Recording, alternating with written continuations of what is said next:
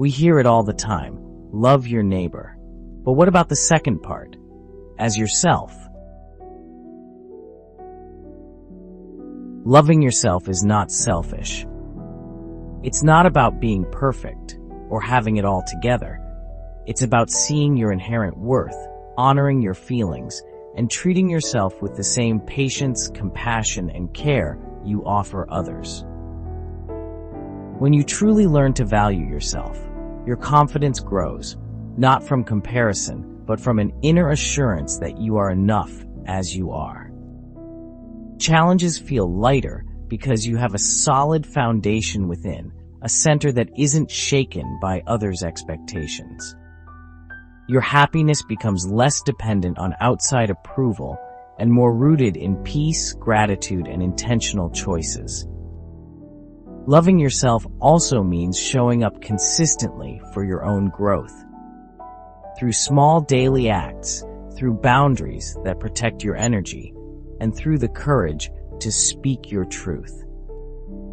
It's in these acts of care, attention, and honesty with yourself that you begin to live fully, not just survive.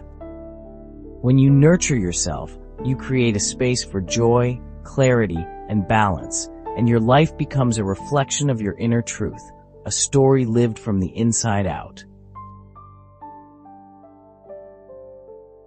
You abandon yourself when you say yes to things you don't want. You abandon yourself when you stay silent to avoid conflict, because it feels easier to be liked than to make people uncomfortable by being honest. You abandon yourself when you pretend to agree just to fit in.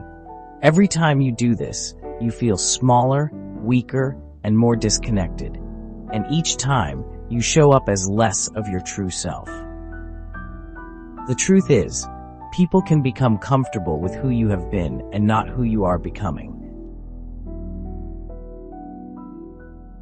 Imagine constantly rearranging your schedule to help someone else, even when you're drained, or giving emotional energy to people who never match it.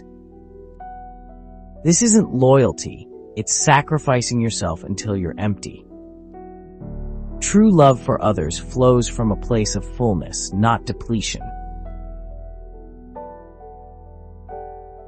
Boundaries aren't walls, they are doors. They protect what matters most. They safeguard your time, your energy, and your focus. You are fully allowed to set them, even if others don't like it. Those who truly value you will understand. Those who don't are showing you where your energy is not safe.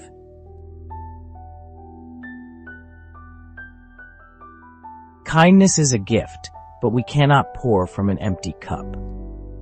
Each of you should look not only to your own interests, but also to the interests of others.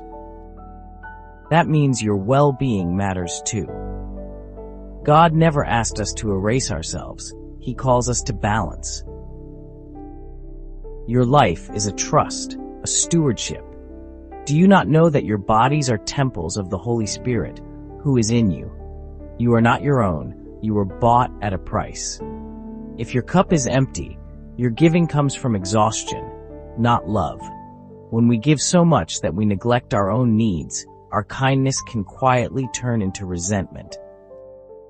True love and generosity flow from a place of balance and wholeness when our care for others rises out of a heart that has also been cared for.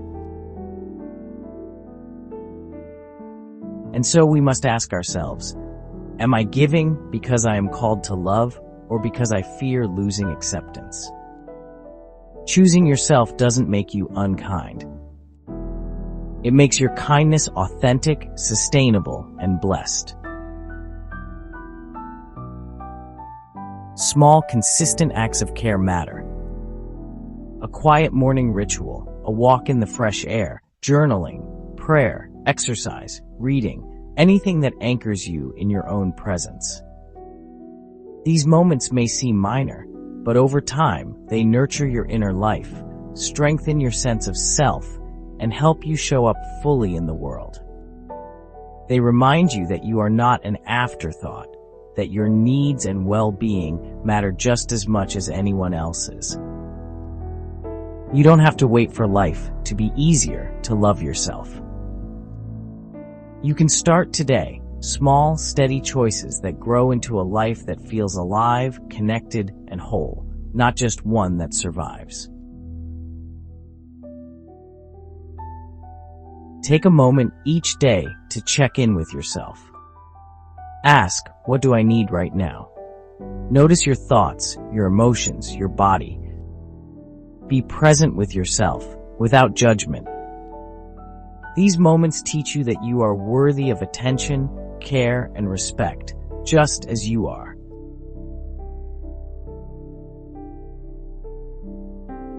True freedom comes when you stop measuring your worth by someone else's approval.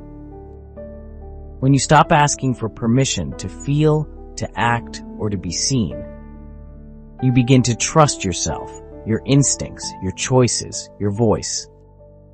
You start listening to what you need, not what others demand. Your value is not something earned, it's something you recognize and affirm from within. And while inner validation begins within, it becomes unshakable when it's rooted in God's love. When God's love fills us first, it strengthens our spirit the way human love strengthens the body. Stress lifts, peace rises, the unbearable becomes bearable, and loneliness feels lighter. From that overflow, He provides the right connection, the right love, and the right partnership.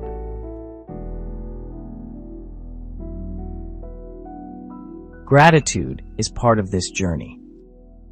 It slows you down when life feels fast, when your mind races from one goal to the next. It gives you a moment to pause and see how far you've come, even in small, quiet ways. The victories you barely notice, making it through a tough conversation, setting a boundary, showing up for yourself when it's uncomfortable, these are progress too. Gratitude reminds you that life is more than a series of problems to solve or mountains to climb. It's a story you are living from the inside out. It's your daily choices, your courage to show up for yourself, your commitment to growth.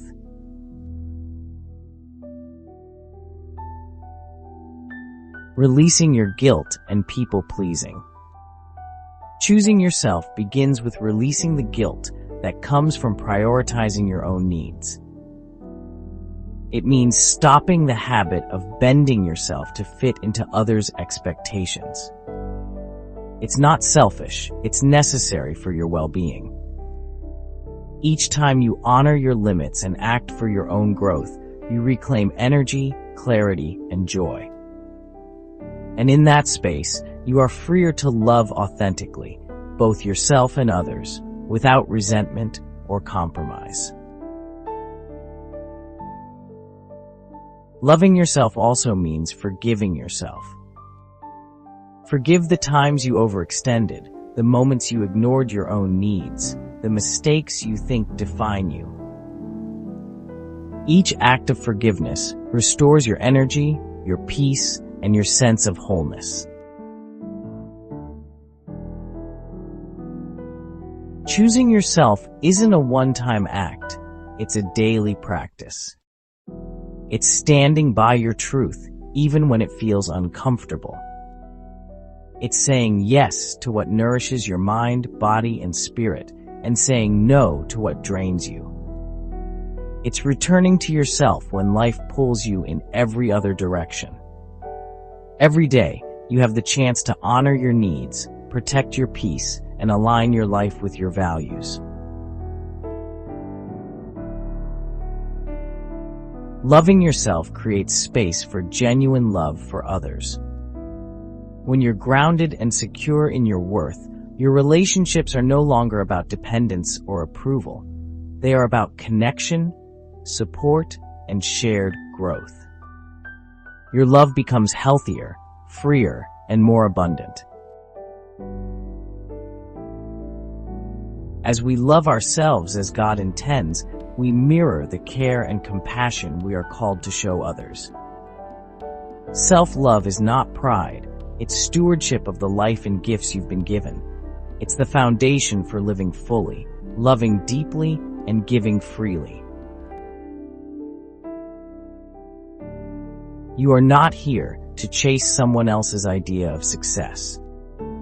You are not here to perform or impress. You are here to walk in truth, to carry the light God placed within you, to fulfill the potential He planted in your soul, to protect your peace, honor your needs, and embrace the person God made you to be. Because when you choose yourself as God chooses you, you live in freedom, you live in purpose, you live in love.